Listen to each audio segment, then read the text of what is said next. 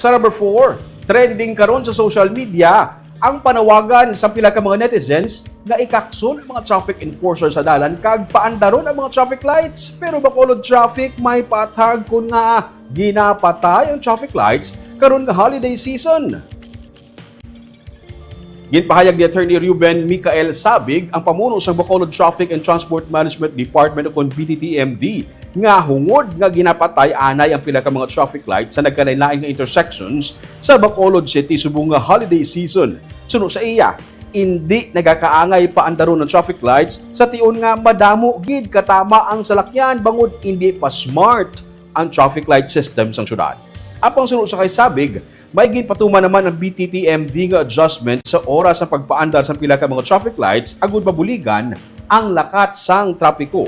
Ginsiling man ni Sabig nga ginapaabot nga sang ilang departamento ang pagdamo sa salakyan subong holiday season, ilabi na sa mga dalan pagkadto sa mga mall. Gani nagapangita sila sang dugang nga pamaagi agud mapaayo pa ang sitwasyon sa trapiko. Suro sa BTTMD, may pila ka mga traffic enforcers gikan sa first shift ang ginsaylo anon sa second shift agud makabulig sa pagdumala sa trapiko sa mga oras nga naga sinakuay. Amo na i-program mo na siya. Subong hindi mo na siya ma-program kay ang number of vehicles coming from outside hindi siya makatan kung ano. Dumudamo gid siya katama. Bulyada gid kagapon.